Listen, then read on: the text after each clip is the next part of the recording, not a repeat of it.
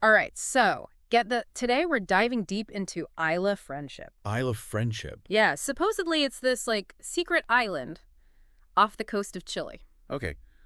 I've heard something about this, yeah. Right. And we've got all these firsthand accounts talking Yeah. about like alien encounters, utopian societies, the Yeah. works. Rickle. So like, are we talking like extraterrestrial visitors, secret government projects, or just, a really good story? Right. Let's unpack this thing. What do you say? Yeah. What makes Isle of Friendship so fascinating is that it's like its existence is shrouded in mystery.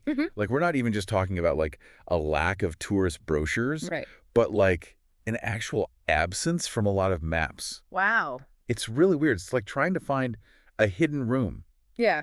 in a house you've lived in your entire life. Okay, so we're dealing with like a location so elusive it'd make Carmen Sandiego jealous. Right. But people claim to have reached it. They do. So what are they saying about it? Well, that's the thing, right? The stories are about as varied as they are intriguing. Okay. But I think our entry point into this whole enigma starts in 1985 with a Chilean radio operator named Octavio Ruiz. Okay. And he's tinkering with his shortwave radio, right? Okay, yeah. We're talking about the kind with like clunky dials, antennas that stretch across the room. Definitely not your grandma's AM radio, unless your grandma was like a serious tech whiz. Right, exactly. So Ruiz is scanning the airwaves, just doing his thing, and he picks up this crystal clear signal, Huh. which is unusual in itself for, such long-distance communication. Right, right.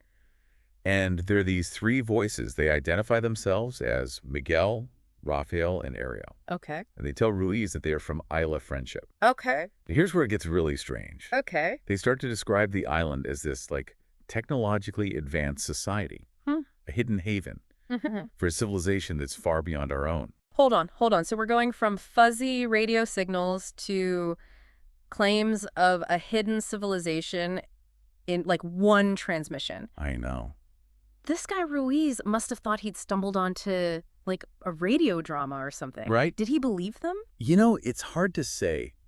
Whether Ruiz, immediately accepted these claims or not, it's debatable. Okay. But what we do know is that his experience, it ignited this, firestorm of interest in Isla Friendship. Wow. And it transformed this supposedly obscure island into this, subject of national, even international intrigue. Okay, but see, one man's word against, the entire world, it doesn't seem like enough to spark that kind of widespread fascination. Right. Something tells me this is just, the tip of the iceberg here. Exactly. Ruiz's story, though extraordinary, might have been dismissed. Yeah. As an isolated incident. Yeah. Had it not been for the meticulous documentation of a journalist named Ernesto de la Fuente. Okay. Now, de la Fuente, he was no stranger to extraordinary claims. He was a journalist known for his investigative prowess. Right. So he approached this Isla Friendship phenomenon with a healthy dose of skepticism. So he wasn't just going to take some, radio enthusiast's word for it. Exactly. He needed more. De la Fuente, he wanted hard evidence, concrete details. Okay. And what's really interesting is that he, too, claimed to have established contact with Isla Friendship, Really? though the nature of his communication differed from Ruiz's experience. Okay, so we've got two seemingly unconnected sources, both claiming contact with this mysterious Isla Friendship. Right.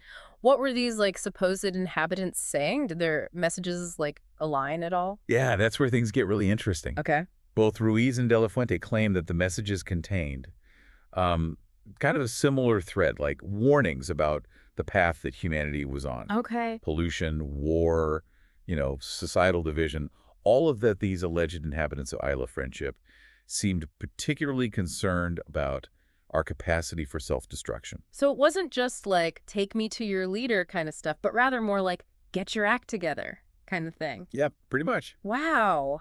That adds a whole other layer to this. It does.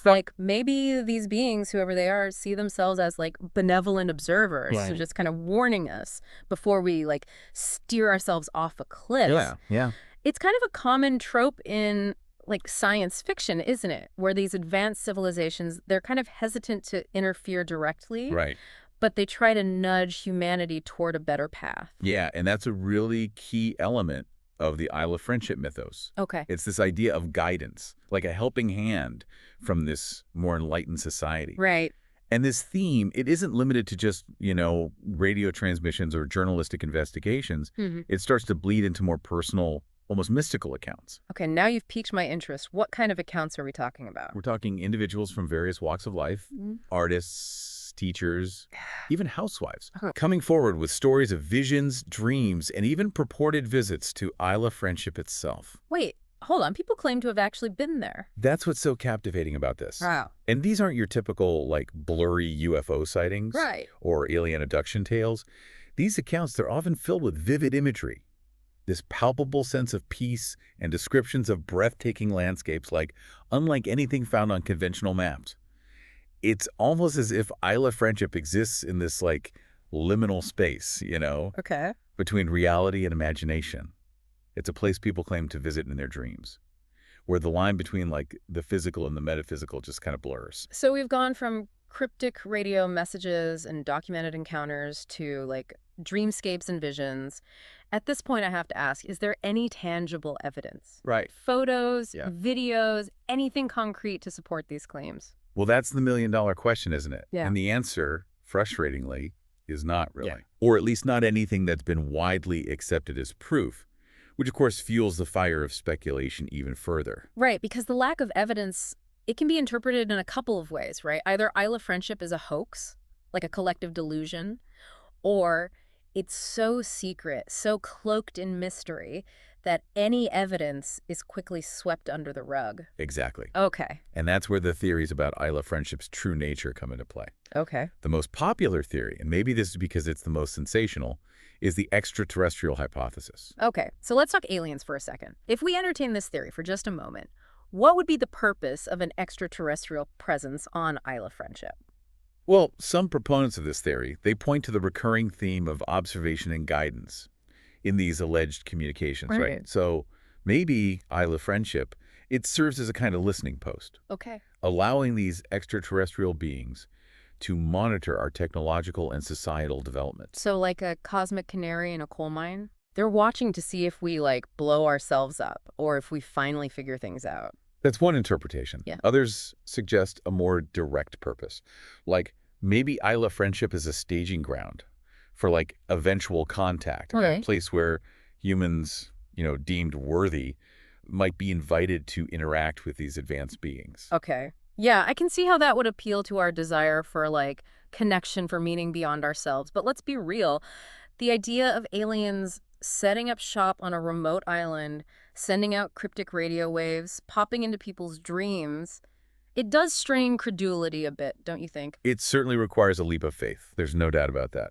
And that's why it's important, I think, to consider alternative explanations, even if they seem less fantastical at first glance. Okay, what other theories are we working with here? One really intriguing possibility is that Isla Friendship, if it exists, right? Right. It's not the work of extraterrestrials, Yeah. but rather a top-secret human project. You're saying it could be our own doing. It's possible, right? It's like a clandestine research facility or something like that? Exactly. Okay. And it's a theory that holds a certain appeal, I think, Yeah. especially for those who find that extraterrestrial hypothesis a bit too far-fetched. Right. Think about it, right? Governments around the world, they've been known to conduct highly classified research, Right. often in remote locations, often with technologies that are kept hidden from the public eye. Okay, yeah, I see where you're going with this. So instead of aliens, we're talking covert ops. Yeah. Black budgets. Maybe even experimental technologies developed from, wait for it, recovered UFOs. You got it. Mm. In this theory, it could potentially explain some of the more perplexing aspects of the Isla Friendship mystery. Okay, how so? Well, think about the advanced technology mentioned in the alleged communications. Right. The warnings about humanity's passage, those could be interpreted as messages from a group with insider knowledge, Okay. perhaps even trying to steer humanity toward, a more sustainable future. Okay.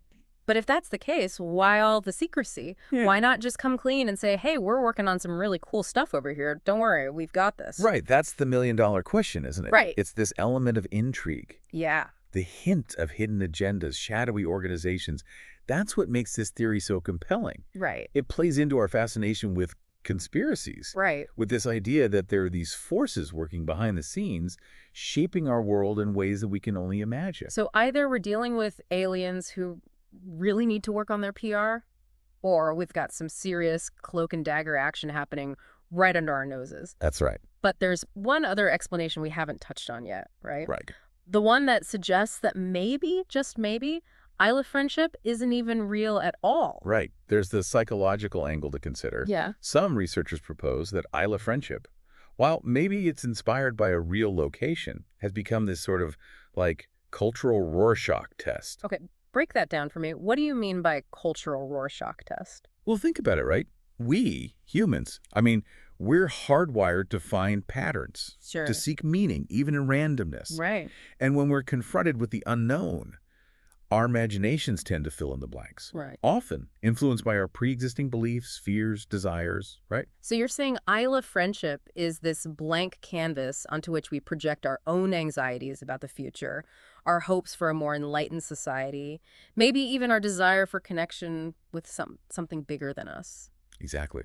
And we can't discount the influence of popular culture either. Right. Right.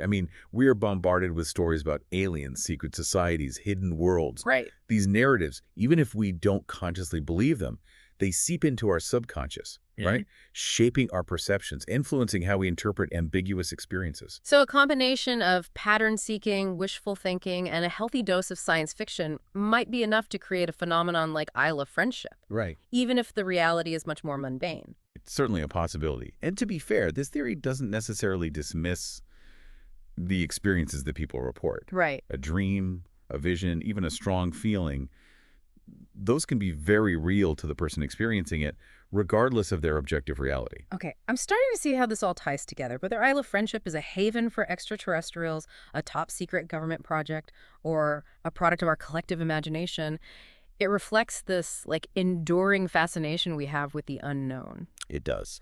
But it's not just confined to, whispers on the shortwave or stories shared amongst believers. Right. Isle of Friendship has, seeped into our culture in some really surprising ways. So this, remote island in the South Pacific, shrouded in mystery, Right. it's become this, cultural phenomenon. It really has, yeah. But how has this story, and let's be honest, a story with very little concrete proof, how has it captured the public imagination for so long? It's fascinating, isn't it? Yeah. And you'd think without, tangible evidence, the whole Isle of Friendship thing would have just faded away. Right. But maybe that's part of what makes it so alluring.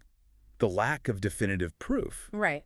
It lets us fill in the blanks ourselves. Right, with our own interpretations, our hopes, our fears. Exactly. It's like they say, the map is not the territory, Right. We might have these maps that chart coastlines and islands, but those are just representations, Right. not the real thing, right? Exact. And with Isle of Friendship, that gap between representation and reality, Yeah, it's massive. it really is. Leaves a lot of room for speculation. It does. And that speculation has shown up in some really interesting ways. Okay, like what?